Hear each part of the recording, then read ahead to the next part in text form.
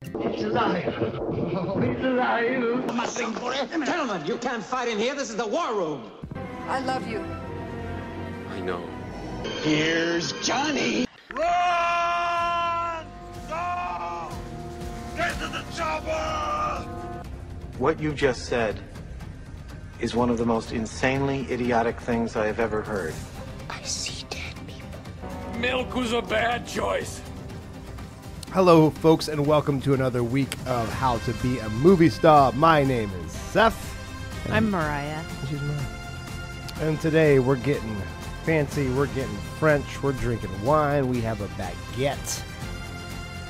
We're watching the 1960 new wave classic, Breathless. or, let's see if I can say it right, About de Souffle. Souffle? About a souffle. About a souffle. All right, let's get over. The director is by Jean-Luc Godard. It's starring the lovely Jean Dorothy Seberg. Yes, I just like saying Dorothy. Her mom was a Dorothy as well. And the never going to appear in Hollywood, Jean-Paul Belmondo. And let's go for there. You want to give us the lovely synopsis? Sure. Go for it. So, this thief guy, Michel, my belle. steals a car as he does and takes off out of town, gets followed by a police officer and freaks out and shoots him. Yeah, with a gun that he found in the car glove box. He So, also stole it from an American serviceman. Did you get that? Oh, Yeah, an American serviceman stayed at the hotel and stole an American car. Anyway, it's just another something. to think about. interesting. Yeah. Yes. We'll get back to So, car thief turned cop killer heads back to Paris to hang out with his American girlfriend. Eventually. Eventually, After after running around a bit. Yeah, stealing some money from his other girlfriend, I guess. Oh yeah. Was she a girlfriend? I don't know. Yeah, I don't know if the other girl was a girlfriend. Question marks with her. Yeah. Yeah, and then kind of runs around town looking for money from his friends and That's for Antonio a lot. avoids the police for a while. And then, spoiler alert, if you're going to watch this movie, don't listen now. At the end, He breathes his last breath. yeah, He's without them. Yeah, he dies. Because his girl told him. She told. All right, a little backstory of what I've learned, just kind of about the story. So Godard is kind of one of the fathers of the French New Wave movement. This movie is kind of like the movie that people talk about and changing cinema forever. People have read things like there is before Breathless and there is after Breathless. And I was like, okay, I guess this has got to be on the list. I'm not gonna lie though, it was not an easy watch. I know that was also the sentiment from Mariah as well. She's mid baguette, so I won't make her talk right now. It was a slow beginning for me. It was a slow burn, but it definitely did things that were weird, and you notice it right away because you're like, oh, okay, but it's not as weird to our 2023 brains. By the way. Oh, no. All those 2022 comments. Happy New Year. Happy New Year. Even though this will probably come out in like 3 months, but whatever. So those sentiments, we've seen them before, but this was kind of like the first way to basically stick up the middle finger to film convention. Well, he's basically trying to change convention and say, you don't have to make cinema the same way it's always been made. And at the same time, also like representing all the American film styles as well, by having it literally posters of people and making and quoting people and having conversations about modern cinema. And so this is kind of this weird, like, of course, meta, trying to be a little too cool for school and all that. And don't get me wrong, like, I think this is probably, when it comes to pretentious movie watching, this has got to be up there for pretentious, not fun movies to watch. Yeah. Like, at least it's like irreverent to a lot of degrees, so you're not like, you don't take it too seriously. Yeah. But it's still like, this is a pretentious. If you could, for me, if you could cut the front off and the back off and just focus on the sound and visuals of the movie and nothing about the actors Nice. or the plot. Well, it's a beautiful movie. And you like her though the whole time. I love her. You like I her was the whole time. Delighted And to you're kind of- realize who she was. I was kind of pissed at her for staying around the actor and the other one. And you're like, oh, you're just like, what on earth? Yeah. So I'll get to that in a little bit, but a little background of like how this movie got made. He tried to make this plot, I think, 2 or 3 years earlier. Oh. And was definitely, but then they never got the green light for it. So then he made a couple other movies beforehand. And then they came back to this plot. And because it was based off a true story where a guy kills a police officer and his girlfriend rats him out. And that's like, they want to do that story for 3 years earlier. It'd be interesting if he would have done it 3 years earlier, if he would have been the same sort of style. And the filmmaker me kind of loves the just do it sort of attitude he had. Like, he has a ton of dolly shots, which he just used a wheelchair to like move the guy with the camera around to like follow the action. Cause it's all of this, like, there's a lot of movement. There's a ton of movement. And there was certain points in it where I'm going, how did they achieve this? Exactly right. With their budget. Cause there's no cranes that they're using. There's No. and some of those, like those half circle shots, like literally him pushing a guy on a wheelchair, like to shooting to the side. So that was some of that. I'm like, dude, way to go. Freaking indie on the skin of your teeth. Just making it happen. And like just jump cuts like crazy. Down those bumpy streets. Oh, it's so great. And so a lot of it, I love. Like, I see why for filmmakers it's like, this is a very inspiring film because like you see how he just kind of goes out there and tries to get it done. And so that whole indie feel and flair is definitely super pervasive throughout. And so I have to say there's definitely worth in that. And you see that reflected in so many movies after that you don't even know. So we'll get to the influences of it later, and how we feel about the story and the stupid, there's so many things we hate and don't know how to feel about, but I want to go back to this Americanness that I kind of mentioned before. One of the best things I heard or read or saw, cause I was quickly going through all of the different like medias I can about this, was this is a reaction to World War II. And I was like, okay, I guess. I mean, it's 1960, you know, it's a little bit removed. But in the sense, when France ended the war, they were decimated. They had like a $2 billion debt to the U.S. So in that debt forgiveness plan, U.S. movies were open to be shown as many as possible in France now. Because they basically took off all the limits that France had, like all the trade limits. So before, there was only like a certain number of movies allowed in France each year to protect the French film industry. So some people think like this decimated French cinema. It just decimated French cinema by them doing this treaty with America. And so this new wave movement of these French directors was kind of a response to that, because these guys grew up with the American films, unlike everyone pre-World War II didn't. And so this whole time, this character of Michel could be autobiographical of Godard, because he's the one who grew up emulating Bogart, emulating this American movie, smoking a cigarette, but not quite cool like him, putting the hat on his head, but not quite the right way, touching his lips. That was like the freaking last thing they do. Like it's so painful how obvious they're trying to make it. So him emulating this American cinema and trying to just, so that was a cool statement that I never heard. And this is kind of bringing French cinema back in a way that they really haven't recovered from the war. Yeah.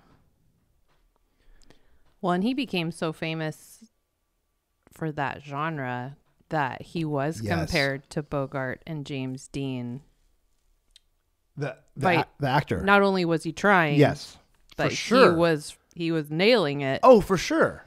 especially in French cinema. And which was gangster about it too, Hollywood was calling and he said, no, I'm good. Nope, no I'm English good. for me.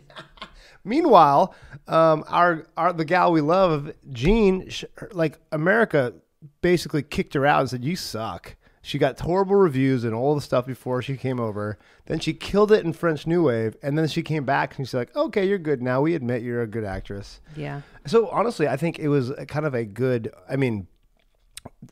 poor Jean's had such a horrible, Till she got tragic, attacked. Oh my gosh. And the crazy part is she got attacked for supporting African American groups. And it just is so aggravating and so infuriating. Like it's just... the timing of all of it. Oh, it's just so awful. Like I wish I knew, because it seems like she should be like, this is like a person who had her heart in the right place of wanting to support the people that needed support, and trying to use her fame and her money to support these groups. I mean, because Black Panthers were such Hoover was so anti Black Panthers, and they obviously were the more violent and MLK. Yeah. And yes, of course, as we know. Yeah. And so it's just, I wish people knew her story more now, because she has had a lot of tribute biographies and movies, like, what's her name? Kristen Stewart did a biographical movie of her back in 2004. Oh, I remember which I that have not movie. seen. I had no idea that was about her. Yeah, I didn't either. Oh, that's crazy. That's great then. I mean, it's too bad the movie wasn't better, because then we would have seen it. Yeah. Sooner, for sure. Yeah, for sure. But now it's kind of like, and then she's driven to suicide, and just yeah. Well, and my perspective from knowing her from Paint Your Wagon was that, hey, why haven't I seen her in anything else? Right. For two reasons. One, before that, she was in a bunch of French movies. Yeah. Which, hey. Didn't realize she'd been busy for a while. Yeah. And then part two, she was gone. Age 40. We're older than she was when she died. Yeah. So. And the FBI said they were sorry months after she died, too. Yeah. Oops, we shouldn't have done that. Yeah, we shouldn't have done that. So, you've seen Paint Your Wagon once, twice? Add a few zeros. Yeah. Yeah, she's in this movie, a musical about the gold rush, with Clint Eastwood and Lee Marvin. And there's a number of amazing songs and characters, and she plays the wife of a Mormon who comes to the mining town. I have seen this. Yep. And they, it's a town with no women in it at the time, and they get pretty upset that this guy shows up with two wives. Well, she's lost her baby, so they decide to sell her, so that he only has the one wife. So they sell her. They sell them. The Mormons sell the girl. So, yeah. Wow. Gene Seberg. To Lee Marvin, who's pretty wasted at the time, says whatever the offer is, I double it, and passes out. So they're married. Clint Eastwood is his partner. Turns into a bit of a love triangle. But it's great. It sounds like a weird plot. Sounds like Clint Eastwood's name is literally Pardner in that movie. They find out his name really close to the end, I believe. Lee Marvin finally says, hey, what is your name? That's a clever thing. That's clever. And then I think they decide that Partner is better. So, did you know it was her right away, or did you not? Did you watch the movie before you knew it was the same guy? No, I started the movie, and then it took me like a few minutes, and I said, oh my goodness. Because this is... A few years later. It's a few years later. It's black and white. She's just a kid in this one. Mm-hmm. Yeah, she develops between this movie and Paint Your Wagon. Either kids or, some other thing. Who knows? Mm-hmm. Paint Your Wagon did not get a great score from the critics. No. Well, I mean, Clint Eastwood is not a great singer. Oh my gosh, Lee Marvin is not the best singer in the world either. How's Jean? She's great. She's wonderful. Oh my gosh. So she's at least bilingual. I don't know if she speaks anything else. She's a singer. She's a great. Well, she develops into a great actor An activist. An activist has cares about things that are beyond, and she's definitely women's whatever. Not just because she slept with every actor she was with. Not just because of that. No, totally different reasons. But she's an amazing talent. Like that it's such a loss. Yeah. Oh, even more depressing.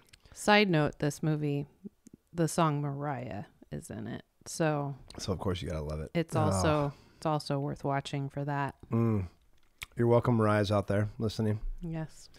So back to the French New Wave, the movie. So let's just talk about how we feel first. I was also thinking we should have like different, like how high on the film snob ratio, and then how watchable number, and then like what's worth it. You know what I mean? Like, right. Because this is one of those ones that's like film snob. This has got to be up to the 9 or 10 highest. Like, yeah. To be a cinema snob, you have to watch this movie, or at least be fully aware of French New Wave. Mm-hmm. Watchability, I go above 5. Like I'd say it's a 6, but I'm not going much higher than that. If we could go without the dialogue, I loved the music. I loved it. The score was great. It's jazz. And I really liked her, especially once I realized who I was watching. Well, she was easy to watch. She's so easy to watch. He's painful to watch. And I think that's on purpose, though. Yeah. I mean, he's supposed to be a jerk. You shouldn't be shocked that she turns him in. Okay, but it's super rapey. Like, I remember watching this film in high school about what's rape and what's not rape. Which consent. Consent. And it's like, he's just nonstop manipulating her, never saying anything nice to her. Like, it's just... Take off your shirt. Like, it's just constant. I'm like, this is like literally textbook, like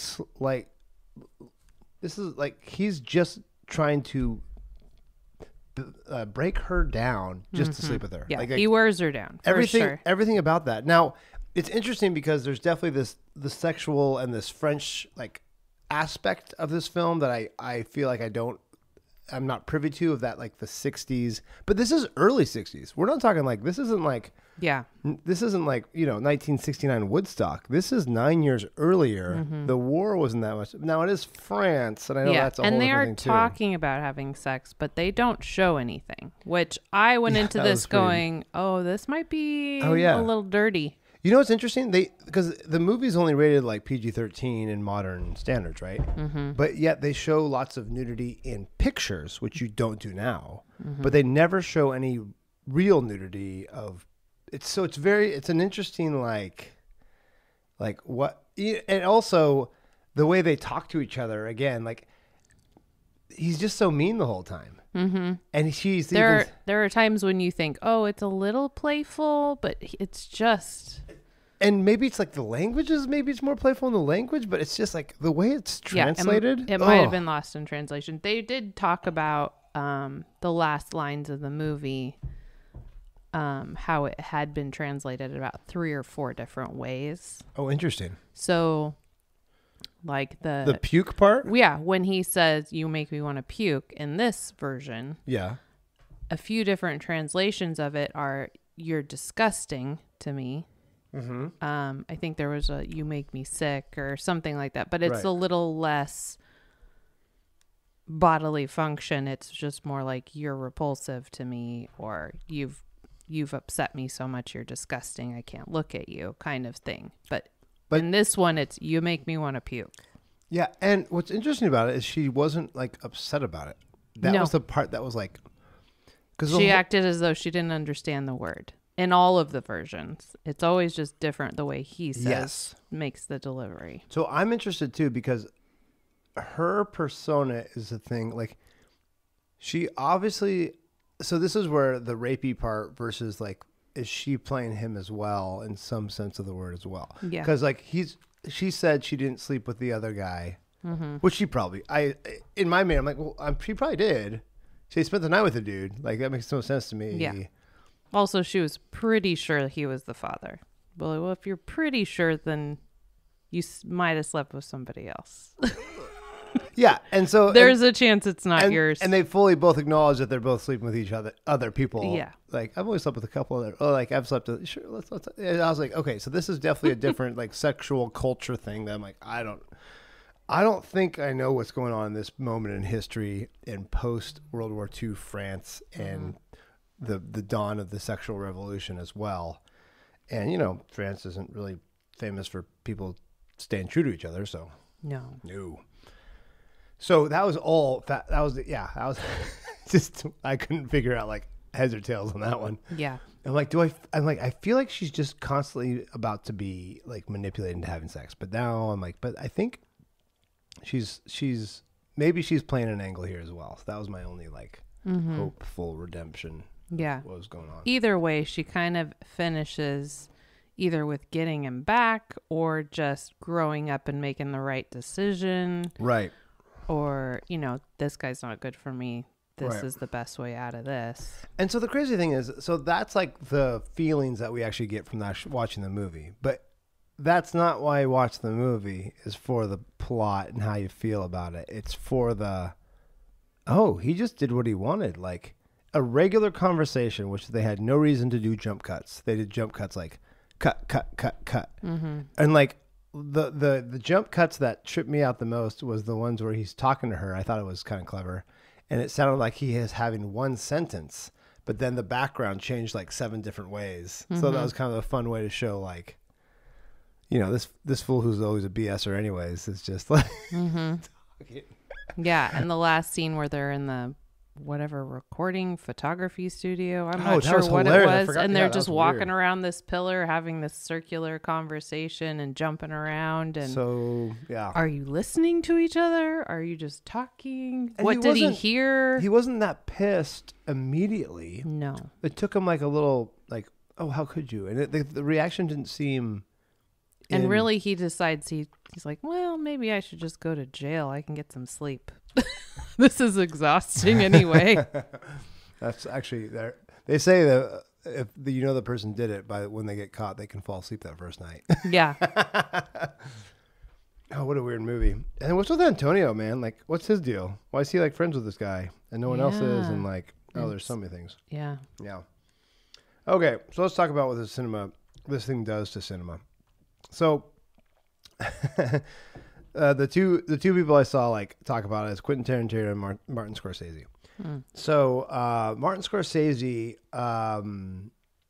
uses a lot of French New Wave in his films, and not just in Breathless, but Godard does some things like he would shoot the scene and he would keep going, and like let's say they walk through a door and then they'd walk through and then they come out the other door.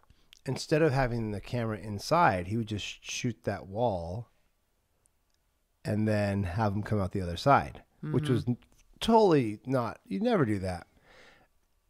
So then Scorsese in Taxi Driver did that a couple times. He would go away from the person talking. One time he had Al Pacino. Al Pacino? No, the other one. De Niro. Everybody does it, all right? Quit making fun of me. So De Niro walks what seems like behind the camera, and the camera pans left, and he ends up on the left side. Yeah, that's it. And the one that's the most that I've actually heard, one of my favorite SNL guys ever. He's in the show Barry. Oh my goodness, I just can't remember. I'll think of it in a second. Is the telephone scene in Taxi Driver, where it's so awkward that the camera moves off of him and just shoots the hall because it's so awkward. It's like you don't even want to watch it because it's so bad. And the camera's doing that for you. And it's this weird, like, oh my gosh, like.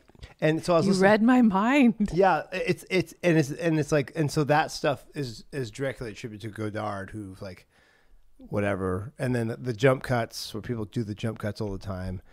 Quentin Tarantino, the only interview he has with Godard about him is like, I'm so over him, which is a weird thing of saying like he was so influential to Tarantino that he's like he felt the need to say he's over him because it was such a big thing. I was very much infatuated. He's like, and used him and he sucked him dry. Literally said he was like a hero, but now I'm in a different place as a filmmaker. But he literally said like he made it okay to break the rules, and he's like, and he said something like it was the statements in between the statements that make, and he's like, that's it, that's my ethos. And so you would argue Quentin Tarantino is a direct descendant of Godard,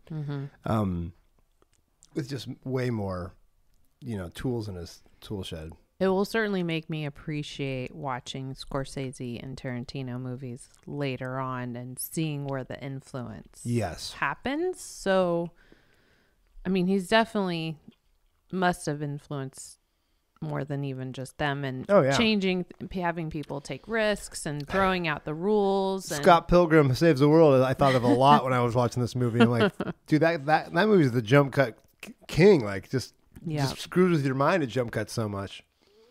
In the same sort of way. So it's and I just love the rebelliousness of taking French cinema back, because as much as we are going into the history of cinema, the U.S. dominated because we were the only ones who could still do it, and even our allies had to then consume all of American cinema post World War II, because we basically paid for the war and won it. With this is the underdog coming back and and so saying, hey, we can contend. Yeah, and we have our own voice, and we've always had our own voice, and we see your voice and we see your influence, but we still are our own voice. So I thought that was a very, very cool, very punk rock about that. And this movie is punk rock, like 1,000% punk rock. What women in the 60s didn't get pixie cuts? And oh my gosh, so cute! Like I saw that and I'm like, that is the most, like, that makes you want to go to France and be like, it is sexy and cool. Like yeah. Speaking of sexy and cool, we got to talk about his abs, because oh my goodness, like you don't. If I'm not looking at his face, oh my gosh, he's an attractive man, is he not? Yes. Okay, because that's like he just makes himself so unattractive with the way. Movie. His personality, and that's the point. But the thing is, I'm like, he must be a super attractive dude. Yeah. Because it plays him as his player, and he was a sex symbol in France for the next 20 years. Right. He's in great shape. He wears clothes well. Yes. He's got the big lips. It's just everything. Great hair. Yeah. Yeah. I just.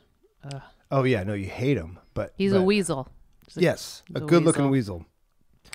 But man, I just kept, every time he was like laying down and like he saw his abs, I'm like, is he just flexing as hard as he can? It doesn't look like it. It looks like it's just no big deal. It's like no big deal. I got these from cigarette smoking. Literally. This is how I breathe. It's so... My core is all in the smoking. Oh, the smoking in old movies, especially this one. Like, it's just nonstop smoking. Just chewing on it the whole time. It's awful, yeah. But everyone smokes in this movie. Like, it's just nutty. Yeah, everyone smokes, but they also take the cigarette out of their mouth, and he does not. He does not. Just gnaws on that junk. Oh, my gosh. The worst. Yeah, so it has definitely been this. So this movie is a roller coaster of like, why do we watch? Why can we watch? Like, what do we tell people about this movie? Should they watch it? Well, if they're a film snob, yes, you should. It's required, and it sucks. Like I want to go back and watch 400 Blows, the other, and then I forgot the other one. But there's like, those are the three movies big that started, ones. And those two were before this one. Exactly right. So that like there's something about that that makes you like, oh yeah. This changed the way cinema was done. Yeah. And this French New Wave, in addition to the directors that we talked about before, like Ford and I always forget Wonderful Life's director, Capra, that all of them they use the standards so well, and anything that the Maltese Falcon and Casablanca, like, oh yeah, but then that paired with French New Wave gets us to kind of where we're. To some of our best filmmakers of this era. Yeah. Or, yeah. Yeah. I would say to anyone go into it, enjoy the score, enjoy the scenery, the location, the costumes. Yes. It's just sometimes hard to get over the plot. Oh, it definitely is. Definitely is. And another I thought was a great comment was, it is film jazz. Mm-hmm. It is film jazz where they have moments where they just Make you uncomfortable. or have a crazy long solo that you don't know what's going on. Like the driving scene, like him just yelling at random people, him just, and then her just kind of having this nice, sweet, soft solo of her just doing a monologue about this classic, like young girl identity. What do I believe? Who am I? What's the matter? Do I love this person at all? Like, what is love like? So no, that's, I think, a great feel for this movie as well. Yes. And she makes the right decision in the end. Yeah, yeah, exactly right. And that's the part. Like, I think you're cheering for her to leave him, but then when I was almost confused when she found out he killed somebody. She was so quick to help out. Mm-hmm. I was like, oh, you do like him. I'll be your accomplice now. I just didn't know what we were doing. I was literally surprised. I'm like, wait, for real? Yeah. Like, you guys are that close? Like, the way the whole interaction you all did, it just seemed like a couple night stands, and you guys are like super cool with like what, like, do what you got to do and whatever. Yeah. What did she say? It's too late to be scared now. Yeah. What the heck? You guys are like, I didn't know you guys were that serious. Mm-hmm. I couldn't even tell. So that was like a surprising moment as well. So thinking through also, like, just when you watch movies like this, like, what's the takeaway? Are you taking away like the film, the feel, or the actual, like, it's not the cinematography, like it's like mediocre. There's like a couple good shots where I'm like, oh my gosh, like there's a one shot where he's shooting through the car and he gets out of the car and he runs down the street and you can see him through the small window. And it's kind of broke off from her in the other window to show this kind of separation. Like, and I was like, oh, that's pretty cool. And I felt like the best cinematography moments were when the score was the strongest. Yes, I feel like they beat. peaked right in those places. And I could, if I could watch it again, I'd probably point out 3 or 4 different times where it was like, this is where it was really good. He like honed it in right there. For sure. But there were definitely parts where I was very confused. Oh my gosh, for sure. No, for sure. Let's talk a lot. So we talked about Gene, we talked about John, we talked about Godard. Yeah, honestly, let's give it our drink. What's our drink for this film? Well, it's not champagne. It's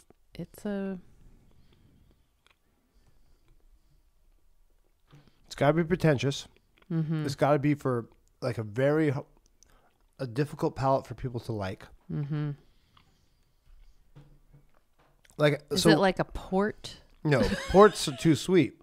That's true. I would go. So we're drinking a Pinot Noir from Willamette Valley right now, and that's too good, too accessible, honestly, because it's too. You need something that's like a super high rating, but like is too many flavor notes to actually be a drinkable wine. Yes. It's a little too powerful. Yes. It's a limited release. Yes. And it's like, there's so many flavors. Yeah. But it's not super enjoyable to drink because there's 1,000 different flavors. So it's not actually that great to actually drink. It's expensive, a little messy. Yeah. And then it changed the wine world. So yeah, maybe Pinot Noir to Oregon, like the first Pinot to Oregon, whatever that was. If it was a beer, I literally Google searched most pretentious beer. Let's see what comes up there. Guinness. No, that's like not anymore. Most pretentious beer. It's a Salem one, only by one brewery. Hard to get. It is good if you like that. If you're into that sort of thing. Not worth the effort. But is it worth the effort? Because that's what this is. It's a lot of effort. They don't sell at most places, even though it's brewed in Salem. You just can't get it most places. So I'm gonna say this movie is a tack owl.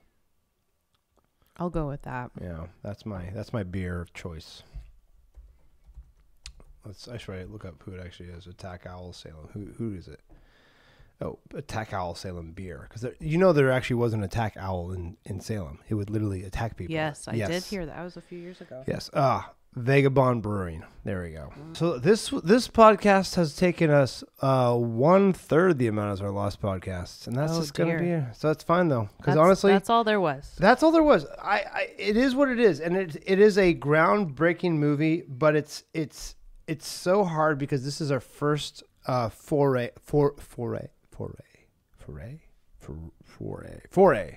Is that a French word too? It must be.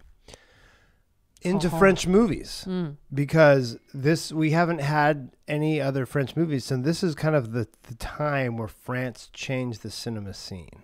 And so it'll be interesting. I'm sure we're going to go back into this French New Wave again. I'm sure we'll get into 400 Blows and some of those other ones, but this was an eye-opening experience for sure. Yeah.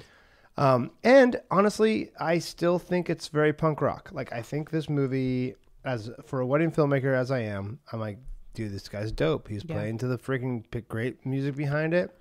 He just did what he got to do to get this stuff done, and he sent the message they sent, and it was a hit immediately.